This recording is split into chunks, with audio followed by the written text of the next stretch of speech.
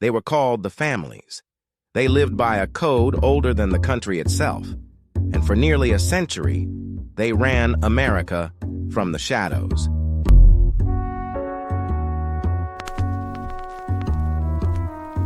Every week, we open the files on the men who built the underworld, the bosses, the wars, the rituals, the betrayals, the blood oaths that bound them, and the secrets they swore to take to the grave. Subscribe. Some stories were never meant to be told. Henry Hill, A Life in the Underworld. On Tuesday, May 22, 1980, a man named Henry Hill did the only thing a cornered criminal could do. He decided to completely cease to exist. Staring down the barrel of a life sentence for a massive narcotics conspiracy, Hill was the ultimate prize for law enforcement. The feds were relentlessly grilling him about his role in the $6 million Lufthansa German Airlines heist, the largest successful cash robbery in American history, while local cops waited in line to question him about 10 subsequent murders. The Justice Department was breathing down his neck over his ties to a murder involving a convicted Italian financier. The strike force wanted answers about a Boston College point-shaving scheme, and the Brooklyn DA was demanding information about a mob victim found frozen so stiff in a refrigeration truck that it took 2 days to thaw. Hill wasn't a boss, but he was the ultimate mechanic. He knew exactly how the underworld machinery operated and, quite literally, where the bodies were buried. If he talked, the police knew he could hand them the keys to dozens of high-profile convictions. But Hill also knew the brutal, unforgiving rules of the streets. His own friends were going to kill him before he could strike a deal. While sitting in the Nassau County Jail, the chilling word reached him that Paul Vario, the 70-year-old mob capo who had raised him from childhood, had washed his hands of him. Worse yet, his closest confidant and partner since the age of 13, the legendary James "Jimmy the Gent" Burke, was actively plotting his murder. Cornered and marked for death, Hill made the ultimate trade-off and vanished into the Justice Department's Federal Witness Protection Program. His wife, Karen, and their 2 teenage daughters, Judy and Ruth, ceased to exist right alongside him, assuming entirely new identities. Strikingly, slipping off the grid was easier for Hill than it would be for an average citizen. He was practically a ghost already. His house was in his mother-in-law's name, his car was registered to his wife, he possessed forged social security cards, and he had never voted or paid a dime in taxes. Aside from his birth certificate, the only real proof of Henry Hill's existence was his yellow sheet, the lengthy police rap sheet he had been building since his days as a teenage mob apprentice. When an attorney approached journalist Nicholas Pileggi a year later about writing Hill's story, Pileggi was initially exhausted by the egomaniacal ravings of standard underworld thugs. However, the sheer mountain of data the feds were compiling on Hill indicated he was an unprecedented catch. The extreme paranoia surrounding Hill's safety was evident during Pileggi's first meeting with him. Federal marshals guarded the author's plane ticket at LaGuardia Airport, refusing to let him see the destination until boarding to prevent any leaks. When Pileggi finally sat down with Hill, he found an absolute anomaly. Hill wasn't a typical street hood. He was articulate, grammatically coherent, and possessed an extraordinary, detached observer's eye for the gritty details of the mafia landscape. He was a full-time racketeer who called his peers wise guys, offering a rare, unvarnished look at organized crime from the trenches rather than from the Godfather's chair. But how does a kid become a prime target for both the FBI and the Mafia's most lethal hitmen? The descent into the underworld started completely by accident in 1955.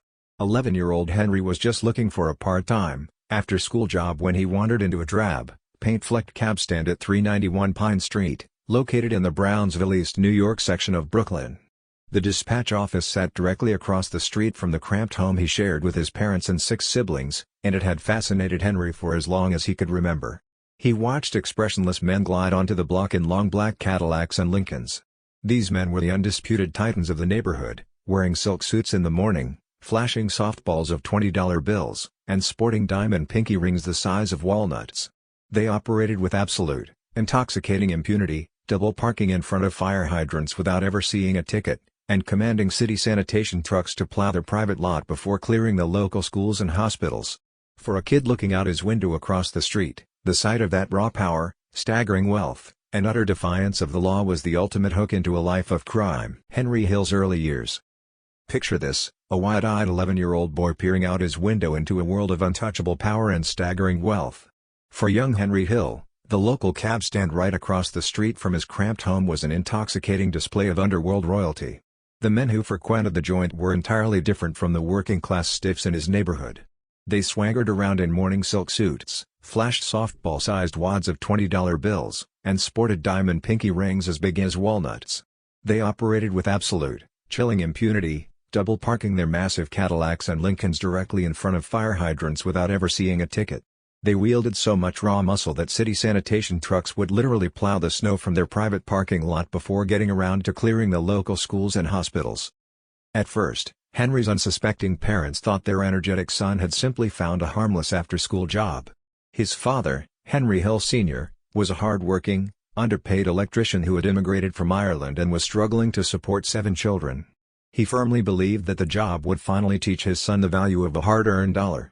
Henry's mother, Carmela, was equally delighted, hoping the gig would keep her feisty son out of the house and stop his incessant bickering with his sisters.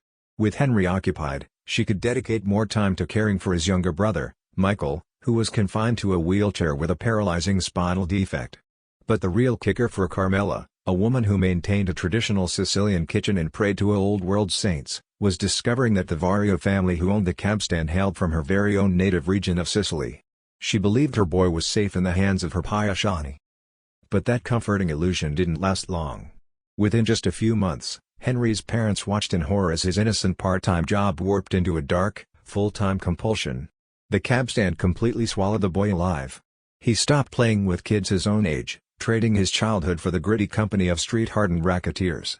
Every morning before the school bell rang, and every afternoon the second classes let out, young Henry was right back at the cab stand, eager to run errands for the mob. The explosive household of the Hill family.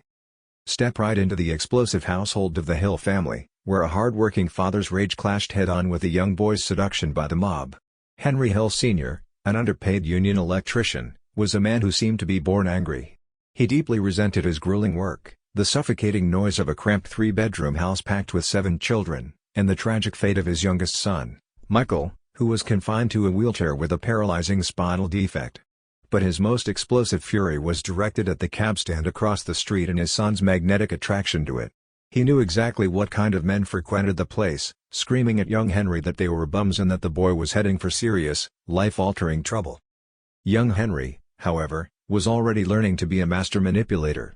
He lied effortlessly to his father, pretending he was merely running harmless after-school errands and swearing he was attending classes, even though he hadn't actually set foot inside a school building in weeks. When his father would inevitably catch on, usually after having a few drinks, and administer a physical beating, the young boy simply absorbed the blows with a chilling apathy. To Henry, taking a beating was just a routine part of existence, a small price to pay for access to the glittering underworld he had discovered.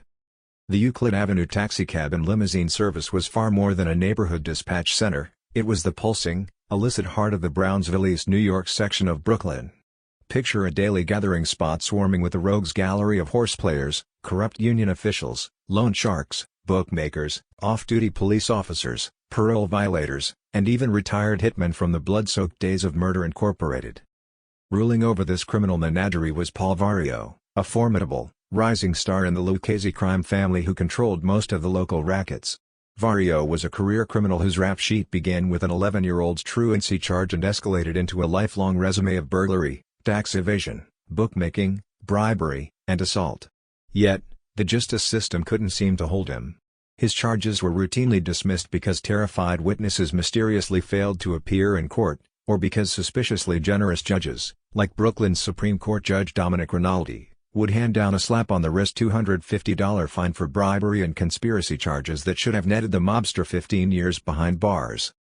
Vario was a massive, intimidating physical specimen, standing over 6 feet tall and weighing more than 240 pounds, with the thick, terrifying build of a sumo wrestler. He moved with the deliberate, unhurried lethargy of a kingpin who knew that the world would wait for him, and he seemed completely invulnerable to fear or surprise. Despite his fearsome physical reputation, Vario actually abhorred unsanctioned, messy street violence. To him, a body casually dumped on the pavement was just bad for business because it brought unnecessary heat from the police, who were otherwise perfectly happy to remain complacent. But make no mistake, if someone owed him money, this lumbering giant was more than capable of grabbing a sawed-off baseball bat from his car and sprinting up 5 flights of stairs to violently collect the debt. By the tender age of 12, Henry Hill was completely enveloped in Vario's dark orbit, serving as the mobster's personal errand boy. Young Henry was the one fetching Vario's Chesterfield cigarettes and his Stark black coffee, completely devoid of cream or sugar. He was granted a front row seat to the city's criminal underbelly, riding alongside Vario in his black Impala and hopping out dozens of times a day to summon underworld peers and begging supplicants to the car window for clandestine meetings.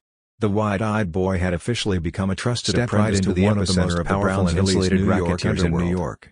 Step right into the epicenter of the Brownsville, East New York underworld, where Paul Vario ruled the streets like a true urban raja. For a 12-year-old kid named Henry Hill, this was the ultimate classroom, and his education in organized crime was accelerating at a breathtaking pace. Henry was learning the ropes and making real money, whether he was cleaning out Paulie's boat in Sheepshead Bay or spending the rest of the day fishing. But the most important lessons were about survival and absolute secrecy. Paul Vario was a ghost in his own kingdom. His boat had no name, he never had his name on a doorbell, and he absolutely refused to own a telephone. Vario's cardinal rule, drilled into young Henry's head, was simple and chilling: never put your name on anything. Whenever Paulie was arrested, he would slyly give the police his mother's Hemlock Street address to keep himself off the grid. Young Henry possessed an eerie, instinctual genius for the mob life, knowing exactly what Paulie wanted even before the boss did. He knew when to be present and, more importantly, when to vanish without being told. This intuition paid off massively during a tense moment when out-of-town wise guys arrived at the cabstand, while other, terrified associates quickly walked away from the sit-down. Paulie smiled at the young boy and told him he could stay. That single moment cemented a lethal bond that would last for the next 25 years. Behind the scenes, Paul Vario operated a sprawling empire, controlling almost all the illegal gambling, extortion, and labor rackets in the area while keeping the peace among the city's most violent men. Vario also maintained a slick veneer of legitimate businesses to launder his power, utilizing his four brothers as loyal emissaries and partners. There was the Presto Pizzeria on Pitkin Avenue, where young Henry didn't just learn to cook, but was taught how to tally up a comptroller's ribbon for the family's illegal policy bank operating right in the basement. Down on Fulton Street at the Fontainebleau Florist, Henry was schooled in twisting wires onto elaborate funeral wreaths meant for departed Union members. The Vario brothers were a perfectly tuned syndicate of their own, each handling a crucial piece of the underworld machinery. The oldest, Lenny, was a former bootlegger who had once been arrested with the legendary Lucky Luciano. Sporting wraparound sunglasses and meticulously buffed nails, Lenny acted as the mob's liaison to local building contractors, ensuring construction sites remained free of strikes or accidental fires in exchange for cash or no-show jobs.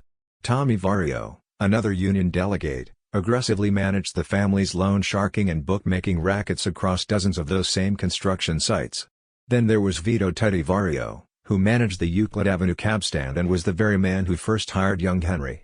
Finally, Salvatore Babe Vario was the youngest brother, tasked with operating highly lucrative floating card and dice games in school basements and garages, while simultaneously acting as the bagman who paid off the local cops to guarantee the games ran peacefully. Yet, the chillingly efficient business of extortion and illegal gambling was starkly contrasted by their fiercely guarded domestic lives. All the Vario brothers lived in the neighborhood, and on weekends, they would gather their families at their mother's house for raucous, ongoing banquets featuring pasta, veal, and chicken. For Henry, who had felt neglected and trapped in his own crowded home, the Vario matriarch's house was an intoxicating paradise filled with trays of cannoli, tubs of lemon ice, and pinball machines in the cellar. Because Henry's mother was Sicilian, the Varios quickly elevated him from a mere neighborhood errand boy to an honorary family member. He found himself invited into their homes, digging through their refrigerators, and running errands for the Vario wives. Surrounded by an endless procession of mobsters who routinely stuffed folded dollar bills into his shirt, young Henry Hill realized he hadn't just found a job, he had finally found his true home. Henry Hill's journey into the underworld. For a young Henry Hill, the local cabstand wasn't just a part-time job, it was a glittering gateway to the ultimate underworld fantasy. By the age of 12, his ambition was set in stone: he wanted to be a gangster. In his eyes, being a wise guy carried far more weight and prestige than being the President of the United States. It meant wielding absolute power and enjoying untouchable privileges in a gritty, working-class neighborhood where ordinary people had absolutely nothing. For Henry, to be a wise guy was to own the world. The perks of his new affiliation were immediate, public, and intoxicating. Suddenly, Henry could go anywhere and do anything without waiting like a regular citizen. When he went to the local Italian bakery on Sunday mornings, he no longer had to stand in line. The owner would rush from behind the counter to personally hand him the warmest loaves of bread and wave him home. Neighbors were so intimidated by his new associates that they completely stopped parking in his family's driveway, even though his father didn't own a car, and local kids even started carrying his mother's groceries. The Vario family, thrilled to discover Henry's mother was a native Sicilian, fully embraced him as one of their own. He wasn't just a neighborhood errand boy anymore, he was welcomed inside their houses, allowed to rummage through their refrigerators, and trusted to run personal errands for the mobsters' wives. Surrounded by men who casually stuffed folded dollar bills into his shirt, Henry knew he had finally found his true home. His rapid rise quickly caught the eye of Vito Tutti Vario, who ran the Euclid Avenue cabstand and was desperate for a sharp, speedy kid. Tutti, who had lost his left leg in the Korean War, needed someone agile to clean out the cabs and limousines, deliver pies from the Presto Pizzeria, empty the cash register at his local bar, and get the mob's sandwich and coffee orders perfectly right. Henry Hill was the ideal recruit. He was remarkably quick, incredibly smart, and willing to work for just $1 a car.